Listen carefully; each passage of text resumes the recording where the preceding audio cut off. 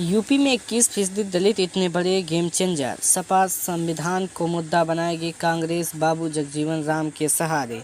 मायावती ने दलितों का सिर्फ इस्तेमाल किया, फायदा उठाकर उसे छोड़ दिया। आज भी दलित कमजोर तबका समाज के किनारे पड़ा है। अजय राय, प्रदेश अध्यक्ष कांग्रेस, डेट 2 अप्रैल। अंबेडकर जयंती को हम गांव के स्तर पर मनाएंगे। संविधान पर जिस तरीके का संकट है उस पर चर्चा करेंगे। अखिलेश यादव, राष्ट्रीय अध्यक्ष सपा, डेट 3 अप्रैल। इन दो बयानों से साफ है कि 2027 यूपी विधानसभा चुनाव में 21% दलित वोटर को कितने बड़े गेम चेंजर होंगे। पहले काशीराम जयंती, अब जगजीवन राम और अंबेडकर जयंती मनाकर कांग्रेस सपा दलितों को साधने की तैयारी कर रही है। क्या कांग्रेस और सपा बसपा के वोट बैंक में सेंधमारी में कामयाब रहेंगे? जानिए इस रिपोर्ट में। जगजीवन के सहारे कांग्रेस ने दलितों पर असर बनाया। बाबू जगजीवन राम देश के पहले दलित उप प्रधानमंत्री थे। जब वो रक्षा मंत्री थे तब 1971 में भारत पाकिस्तान के युद्ध के बाद नए देश के तौर पर बांग्लादेश बना था। कृषि मंत्री रहते हुए हरित क्रांति लाई। उन्होंने आज़ादी के बाद सत्ता के शीर्ष तक पहुंचकर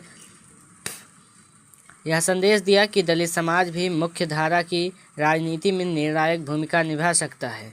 पड़ोसी राज्य बिहार में ताल्लुक़ रखने वाले जगजीवन राम का यूपी में भले ही प्रत्यक्ष प्रभाव नहीं रहा, लेकिन कांग्रेस ने उनके नाम का इस्तेमाल कर कई दशक तक दलित वोटर्स पर एकाधिकार बनाकर रखा था। जगजीवन राम की बेटी मीरा कुमार के जरिए दलितों को संदेश। कांग्रेस काशीराम जयंती के बाद 4 अप्रैल को जगजीवन राम की जयंती की पूर्व संध्या पर एक संगोष्ठी लखनऊ के पार्टी कार्यालय में करने जा रही है। इसमें उसने जगजीवन राम की बेटी और पूर्व लोकसभा अध्यक्ष मीरा कुमार को बुलाया है। साथ ही दलित चिंतक और डीयू के प्रोफेसर रतन लाल को मुख्य वक्ता के तौर पर बुलाया है। कांग्रेस इन दोनों के जरिए दलितों को यह संदेश देना चाहती है कि कांग्रेस के साथ ही दलितों का भला होगा। सत्ता में रहते हुए कांग्रेस ने दलित नेताओं की बड़ी जिम्मेदारी सौंपी है। उनके संवैधानिक हित कांग्रेस के साथ ही सुरक्षित रह सकते हैं। खुद यूपी कांग्रेस के प्रदेश अध्यक्ष अजय राय ने अपने कार्यकर्ताओं को यह संदेश भी दिया है कि वे दलित बस्तियों में ज़्यादा से ज़्यादा समय दें, उनके बीच जाकर लगातार काम करें और उनके हर मुद्दे पर साथ खड़े रहें। 120 सीटों पर 1 लाख से ज़्यादा दलित वोट। वरिष्ठ पत्रकार रतन मणिलाल कहते हैं, यूपी दलितों की लगभग 20 से 21% आबादी है। दलितों के लिए 84 विधानसभा सीटें आरक्षित हैं। 120 लगभग ऐसी सीटें हैं जहां दलित वोटर्स 1 लाख से अधिक हैं। अब अंदाज़ा लगा सकते हैं कि दलित किसी भी राजनीतिक दल के लिए क्यों ज़रूरी है। 2012 के बाद जब से मायावती कमज़ोर पड़ी, दलितों के लिए कोई इतना बड़ा चेहरा नहीं रहा जिसके साथ वो एकजुट रहें। 2014 में नरेंद्र मोदी की हवा में दलितों का एक बड़ा वोट बैंक भाजपा के साथ खड़ा हुआ। इसी का परिणाम रहा कि यूपी सहित कई राज्यों में भाजपा को बड़ी सफलता मिली। पिछले चुनाव के ट्रेंड कहते हैं कि दलित वोटर्स किसी भी राजनीतिक दल के साथ 10 साल तक बने रहते हैं, फिर और ज़्यादा अपेक्षा के साथ किसी नए विकल्प की तलाश करने लगते हैं। बसपा रैली के बाद दलित मायावती की तरफ। 9 अक्टूबर 2025 की रैली के बाद दलित वोट बैंक एक बार फिर मायावती की ओर लौटता दिख रहा है। ऐसी चर्चाएं भी शुरू हो गई हैं कि जैसे ही ये चीज़ सामने आई तो दलित वोटर्स को साधने के लिए सपा कांग्रेस भी जुट गई है। उनकी कोशिश दलित वोटर्स को मायावती की ओर जाने से रोकने की है। इसमें उन्हें आंशिक सफलता 2024 में मिल चुकी है। तब इस गठबंधन को यूपी में लगभग 43% वोट मिला था। इसमें बड़ा योगदान दलित वोटर्स का था। अब यही फ़ायदा वो 2027 के विधानसभा में भी उठाना चाहते हैं। रतन मणिलाल इसे 2022 विधानसभा और लोकसभा 2024 के रिजल्ट के उदाहरण से और क्लियर करते हैं। वो कहते हैं 2022 के विधानसभा चुनाव में कांग्रेस 399 सीटों पर अकेले लड़ी थी। तब उसे 2 सीटें और 2.33% ही वोट मिला था। पर 2024 के लोकसभा में कांग्रेस आश्चर्यजनक रूप से 6 सीटें जीत गई और उसका वोट शेयर बढ़कर 9.46% पर पहुंच गया। इसी तरह सपा का वोट प्रतिशत भी 2022 की तुलना में 2% बढ़ा था। मायावती में जगजीवन की छवि भी दलितों ने देखी।